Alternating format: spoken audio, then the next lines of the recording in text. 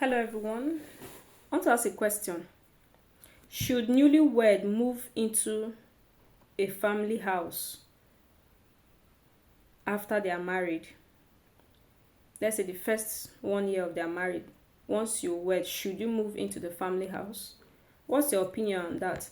And if you have ever lived in a family house as a married person, what's can you please just share your experience and maybe an advice? What's your take on that? Should couples live with other family members as newlyweds? I don't know that the question it makes sense, but what I'm saying here is you just wedded as a couple, as a husband, as a man. You just married your wife, you wedded her, and straight you moved her into your family house or into her family house, depending on what you people discussed. Is that okay? Should it be a norm? Should it be discouraged? Should it be encouraged? And what are your reasons for that? Yeah, but for me, basically, the Bible is emphatic about a man leaving his father and his mother and cleaving unto his wife. It's very, very important because when there is a leaving, if you don't leave, you can't cleave. And I feel that the family house does not give that opportunity, that space for growth, that space for cleaving as much as if it was a space that is just for the husband and wife. I'll even wish to say that for the first 1 year of marriage, it's not even advisable for anyone to live with a couple. This is because you need to know yourself. You need space to grow. You need space to explore, to know who your spouse is. It's very, very important.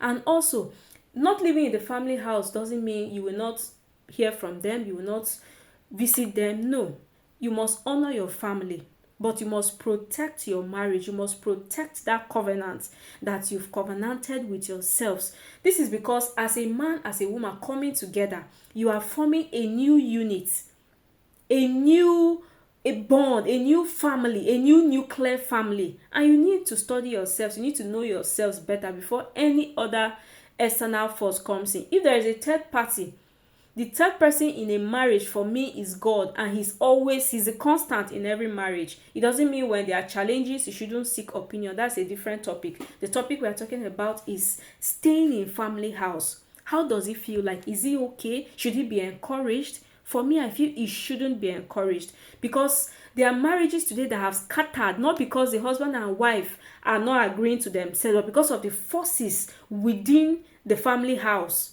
because of interferences. Most women need space to grow. Most women are territorial. My kitchen, my house. But you can't get that in a family house. You are just left with a space. Maybe you are even stressed out cooking for the whole family. Whatsoever the circumstance is, I don't know. But for me, it's a no-no. If your husband cannot afford the kind of comfort you want, you should be able to please move in, even if it's a one room. I know of a classmate who, when they married, they moved into one room. She was there with her husband, where they will even share toilet if that was the case. But now they are not there. They have their houses. So please, it's not advisable. This thing brings issues. This thing brings challenges in your marriage. Every marriage needs wisdom. Every marriage needs space to grow. For me, this is even a topic that every intending couple should talk about. Talk about it. Don't leave any stone unturned. Will you be comfortable if you are taken into the family house? Sometimes you may say, oh, there is no challenge. I'll just live in the family house. I love my mother-in-law. I love my father-in-law. They love me too. See, there's something called see finish. Don't ever allow that see finish to catch up with you in your home. So please, share your opinion. That's my own. For me, it's a no.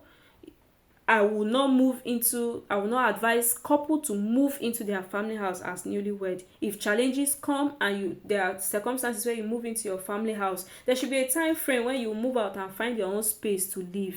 Because they say wisdom is profitable to direct. Please build your house with wisdom. By wisdom, a house is built, and by understanding, it is established. That is what we see in Proverbs chapter 24, verse 3. If you read to 4, it talks about the furnishing. There must be respect, there must be gratitude, and there must be set clear boundaries for parents to understand. It doesn't mean you are neglecting them. Just make it clear. Let there be boundaries. And if you're living in in the family house now, please, as a man, stand up to your wife, as in protect her, shield her. Don't expose her to every person in your home. Let it not be that she's a house help in her husband's house. And try your best to work out a way that you will get your own accommodation and move her into that place. Let her explore, let her build, let her love you with all her heart.